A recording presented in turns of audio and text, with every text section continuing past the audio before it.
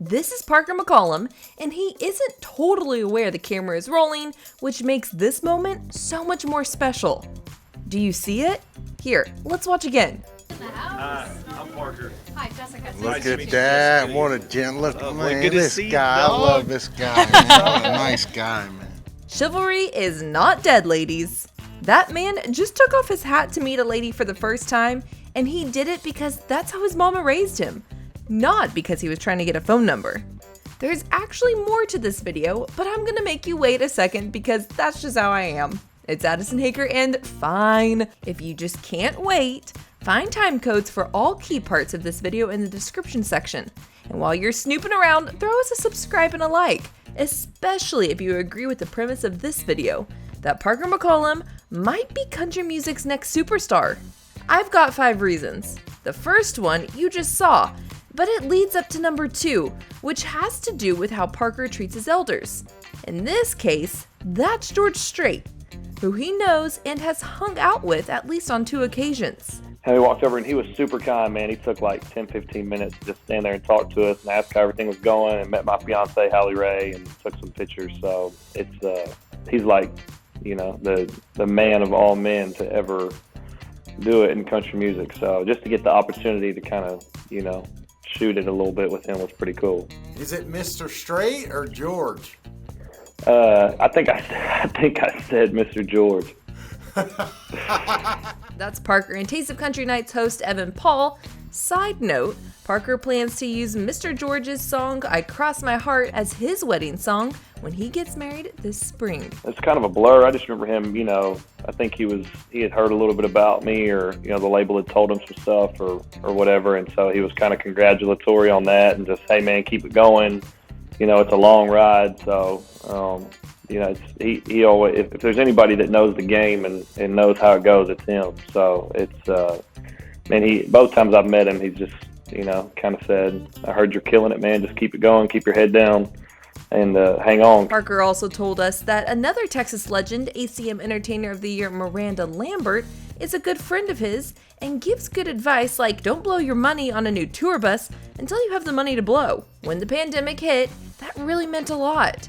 You heard Parker talk about his fiance, that's Hallie Ray Light, and he's not afraid to show her off on Instagram. For most men, especially hunters, that time outdoors is time to get away from your wife or girlfriend. Not Parker. He doesn't even care that what she brings to the blind isn't exactly good for the business of hunting.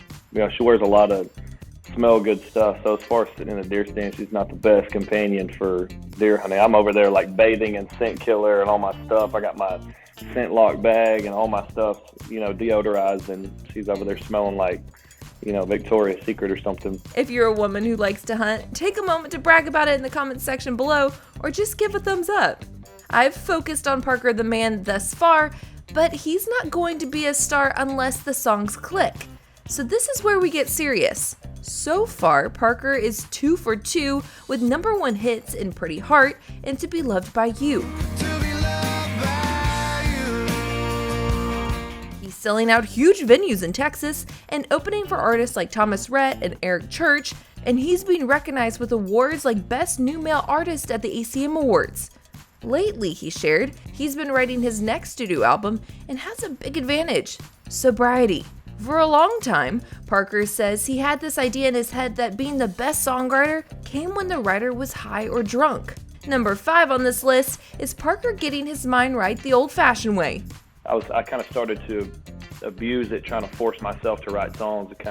It wasn't working anymore. Kind of lost its effect, and it was more kind of a setback than it was helping me be creative or write anything that I wanted to put on a record. So I just kind of noticed that my best work came when I was clear-minded, felt good, and was excited about, you know, the future, and you just feel way better about your day-to-day life, you know, when you're making right decisions, and it's just you're way more proud of yourself, and it's way harder to, you know, live that. It's really easy to just kind of continue in your same habitual behavior and not try to make an effort to make any kind of change. So I just kind of did it on my own. No one really knew, you know, what I was doing. No one had any idea that I was struggling with anything. So I didn't have to go anywhere special or have any kind of big announcement or anything. I just kind of got my shit together on my own, and I looked in the mirror and I was like, man, you're a grown man. I think it's time you started acting like it. Okay,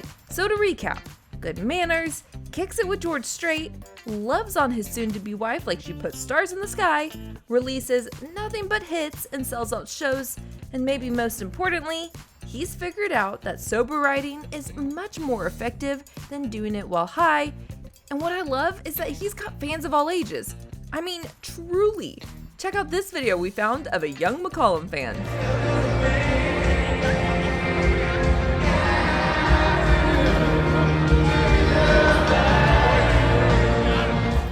That's Parker McCollum right there.